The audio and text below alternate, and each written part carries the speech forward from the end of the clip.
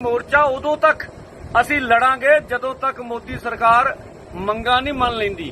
ਜੇ ਪਹਿਲਾ ਹੰਕਾਰ ਕਿਸਾਨਾਂ ਮਜ਼ਦੂਰਾਂ ਨੇ ਮੋਦੀ ਸਰਕਾਰ ਦਾ ਤੋੜਿਆ ਤੇ ਜੇ ਹੁਣ ਵੀ ਹੰਕਾਰ ਰਿਹਾ ਤਾਂ ਫਿਰ हरियाणा। किसान नेता सरवन सिंह पंधेर का ये ताजा बयान है जो वो शंभू बॉर्डर से बोल रहे थे। हम इनका पूरा बयान भी आपको सुनाएंगे। नमस्कार, मैं आपका मित्र सर्वमित्र। मसला है, आप में से ज्यादातर लोग तो शायद यही सोच रहे होंगे कि किसान आंदोलन तो खत्म हो गया, शायद कोई किसान आंदोलन नहीं चल रहा है। लेकिन आज भी शंभू बॉर्डर और खनौरी बॉर्डर पर हजारों की तादाद में किसान बैठे हैं और लगातार 125 दिन हो गए हैं वहां पर किसान आंदोलन को चलते हुए। आप तस्वीरें देखिए, कितनी बड़ी तादाद में किसान आज भी शंभू बॉर्डर पर बैठे हैं, खनौरी बॉर्डर पर बैठे हैं और आज भी किसानों का लंगर जो है वो चल रहा है। 125 दिन से चल रहा है ये धरना किसानों का। इस बीच एक बार फिर हमारे देश में मोदी सरकार आ गई है और शायद बीजेपी को लगता होगा, बीजेपी के नेताओं को लगता होगा कि किसानों का ज्यादा असर नहीं रहेगा इस चुनाव पर।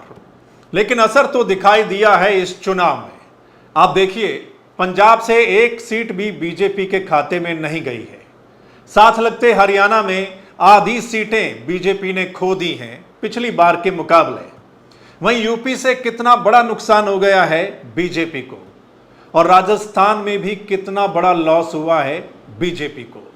ये वही 4 स्टेट हैं दोस्तों, पहले नंबर पर पंजाब, फिर हरियाणा, फिर यूपी, फिर राजस्थान, जहां के किसान आंदोलन में हिस्सा ले रहे थे। चाहे पहले हम दिल्ली की बात करें कि दिल्ली के बॉर्डर पर बैठे थे, उसके बाद भी जो आवाज उठी है, जो किसानों की मांगे उठी हैं, कई बार उठी हैं, तो उसमें यहां के किसान जो हैं वो इकट्ठा हुए हैं। और आपने देखा एमएसपी की मांग को लेकर ये धरना, ये प्रदर्शन, ये आंदोलन आज भी हरियाणा और पंजाब के बीच का जो बॉर्डर है, यानी खनौरी बॉर्डर और शंभू बॉर्डर, वहां पर चल रहा है। और क्या कुछ हुआ था वहां पर वो आपने देखा और सुना होगा। दोस्तों, किसान, मजदूर और जवान हमारे देश की रीढ़ की हड्डी हैं और इनके बिना हमारा देश आगे नहीं बढ़ सकता। आज अगर आप देखें, एक तरफ जवान बॉर्डर पर शहीद हो रहा है आज भी, तो वहीं दूसरी तरफ किसान आज भी रोड पर बैठा है अपनी मांगों को लेकर। थोड़ा सुन लीजिए, किसान नेता सरवन सिंह पंधेर की पूरी बात सुन लीजिए, फिर आगे बढ़ते हैं। ਅਸੀਂ ਕੱਲ ਕਹਿ ਕੇ ਤੁਰੇ ਸੀ 13 ਫਰਵਰੀ ਤੋਂ ਵੀ ਜਦੋਂ ਤੱਕ ਮੋਦੀ ਸਰਕਾਰ ਇਹਦੀਆਂ ਹੱਕੀ ਮੰਗਾਂ, ਜਿਹਦੇ ਵਿੱਚ ਐਮਐਸਪੀ, ਲੀਗਲ ਗਰੰਟੀ ਕਾਨੂੰਨ, C2 50% ਦੇ ਅਨੁਸਾਰ ਫਸਲਾਂ ਦੇ ਭਾਅ ਔਰ ਕਿਸਾਨਾਂ ਮਜ਼ਦੂਰਾਂ ਦੀ ਕਰਜ਼ਾ ਮਾਫੀ, ਭਾਰਤ WTO ਤੋਂ ਬਾਹਰ ਆਵੇ, ਮਜ਼ਦੂਰਾਂ ਨੂੰ 200 ਦਿਨ ਰੁਜ਼ਗਾਰ ਤੇ 700 ਰੁਪਇਆ ਦਿਹਾੜੀ।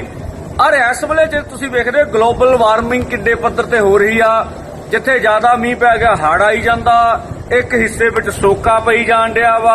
ਇਹ ਸਮੱਸਿਆਵਾਂ ਨੇ ਔਰ ਇਸ ਮੌਸਮ ਦਾ ਪ੍ਰਭਾਵ ਸਭ ਤੋਂ ਵੱਧ ਕਿਸਾਨਾਂ ਤੇ ਪੈਂਦਾ ਹੈਗਾ, ਉਹਨਾਂ ਦੀਆਂ ਫਸਲਾਂ ਤੇ। ਇਸ ਕਰਕੇ ਫਸਲੀ ਬੀਮਾ ਯੋਜਨਾ ਦੀ ਅਸੀਂ ਗੱਲ ਕਰ ਰਹੇ ਸੀ। ਔਰ ਇਹਦੋਂ ਕਹਾਂ ਜਿਵੇਂ ਸੈਮਨ ਜੀ ਅੱਜ ਪ੍ਰਧਾਨ ਮੰਤਰੀ ਜੀ ਗਏ ਹੋਏ ਆ, ਨਵੇਂ ਏਜੰਡੇ ਆ ਰਹੇ ਆ ਵੀ ਖੇਤੀ ਸੈਕਟਰ ਨੂੰ ਕਿਵੇਂ ਕਾਰਪੋਰੇਟ ਦੇ ਹਵਾਲੇ ਕਰਨਾ ਹੈਗਾ।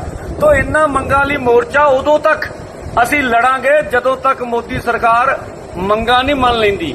ਜੇ ਪਹਿਲਾ ਹੰਕਾਰ ਕਿਸਾਨਾਂ ਮਜ਼ਦੂਰਾਂ ਨੇ ਮੋਦੀ ਸਰਕਾਰ ਦਾ ਤੋੜਿਆ ਤੇ ਜੇ ਹੁਣ ਵੀ ਹੰਕਾਰ ਰਿਹਾ ਤਾਂ ਫਿਰ ਹਰਿਆਣਾ, ਮਹਾਰਾਸ਼ਟਰ, ਇਹਦੋਗਾ ਝਾਰਖੰਡ, ਇਹਦੋਗਾ ਪੱਛਮੀ ਬੰਗਾਲ ਤੇ ਬਥੇਰੇ ਹੋਰ ਸੂਬੇ, ਉੱਥੇ ਕਿਸਾਨ ਮਜ਼ਦੂਰ ਆਪਣੇ ਸੰਘਰਸ਼ਾਂ ਦੇ ਜ਼ੋਰ ਨਾਲ ਮੋਦੀ ਸਰਕਾਰ ਦਾ ਅਸਲ ਚਿਹਰਾ ਲੋਕਾਂ 'ਚ ਨੰਗਾ ਕਰਕੇ ਉਹਨਾਂ ਨੂੰ ਕਰਾਰਾ ਜਵਾਬ ਦਊਗੀ और उन्होंने एहसास होगा कि देश के किसानां मजदूरां नाल ही देश बनता हैगा। 125 दिन हो गए हैं दोस्तों, इन किसानों को वहां पर डटे हुए हैं। गर्मी में, सर्दी में, आंधी में, बरसात में, तूफान में ये किसान वहां पर डटे हुए हैं और हजारों की तादाद में ये लोग वहां पर जमे हुए हैं। और इनका आज भी ये मानना है कि एक बार फिर ये सरकार से अपनी मांगे मनवा लेंगे, जैसा आपने सरवन सिंह पंधेर को सुना। वहीं किसानों की ताकत क्या है आज भी नेताओं को पता तो है और शायद इसी को लेकर ममता बनर्जी की पार्टी के कुछ नेता, कुछ सांसद एक डेलीगेशन कुछ दिन पहले ही यानी 4-5 दिन पहले ही खनौरी बॉर्डर पर पहुंचता है और वहां पर किसान नेता जगजीत सिंह डल्लेवाल से वो बातचीत करता है और जगजीत सिंह डल्लेवाल की बात ममता बनर्जी से करवाई जाती है। और टीएमसी के नेताओं का कहना है कि ये जो किसानों की मांगे हैं ये पार्लियामेंट में आगे रखी जाएंगी। यानी नई सरकार बनने के बाद अब जो पार्लियामेंट चलेगी तो लगता है कि विपक्ष एक बार फिर किसानों की आवाज जो है वो वहां पर रखेगा। वहीं आपने कुछ दिन पहले ही कंगना रनौत वाला एक एपिसोड देखा होगा कि जब कंगना रनौत चंडीगढ़ के एयरपोर्ट पर पहुंचती है तो वहां पर सीआईएसएफ की एक जवान कुलविंदर कौर, क्या कुछ वहां पर हुआ वो आपको पता चल गया है।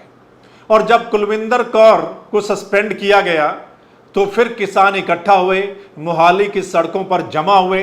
देखिए कितनी तादाद में वहां पर किसान जो है कुलविंदर कौर के समर्थन में नजर आए। कई और शहरों में भी किसानों ने कुलविंदर कौर के समर्थन में प्रदर्शन किया।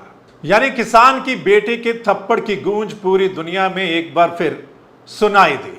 सो दोस्तों, आज भी किसानों की जो एमएसपी की मांग है वो बकाया है, जिसको लेकर जब ये आंदोलन यानी आंदोलन पार्ट 2 शुरू हुआ था शंभू बॉर्डर और खनौरी बॉर्डर पर, आप देखिए कितने दौर की मीटिंग भी हुई थी लेकिन कोई रजामंदी उस पर नहीं बनी थी।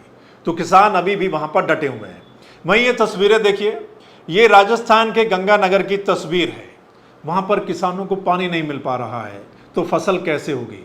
तो किसानों का धरना वहां पर कई दिन से चल रहा था और जब उनको रोका गया तो कितनी तादाद में किसान अपने ट्रैक्टर और ट्रॉलियों के साथ आगे कलेक्टर ऑफिस की तरफ बढ़े वहां पर। सो किसानी इतनी आसान नहीं है। आपने किसान नेता को सुना भी होगा, अगर बरसात आ जाए, अगर बाढ़ आ जाए तो किसान की फसल बर्बाद हो जाती है और अगर सूखा पड़ जाए तो किसान की फसल होती ही नहीं है। तो ऐसे में किसान करे तो क्या करे। इसलिए किसान आज भी सड़कों पर बैठा है और अपनी फसल का वो मिनिमम सपोर्ट प्राइस चाहता है। देखना होगा एक बार फिर सेंटर में यानी लगातार तीसरी बार मोदी सरकार आई है और इस बार सरकार का रुख एमएसपी को लेकर क्या कुछ रहता है। बाकी आपका क्या कुछ कहना है दोस्तों, आज जो हमने चर्चा की है इस पर आपकी राय क्या है, आप जरूर कमेंट करके इस वीडियो के नीचे बता सकते हैं। और अगर आप इस वीडियो को शेयर करेंगे तो तमाम लोग इस पर अपनी राय दे पाएंगे। और अगर ये चर्चा आपको ठीक लगी तो आप इस चैनल को यानी द मसला चैनल को लाइक, फॉलो, सब्सक्राइब कर लीजिएगा। चलिए फिर मिलते हैं अगले मसले के साथ। तब तक के लिए नमस्कार, आदाब, सत श्री अकाल, राम राम।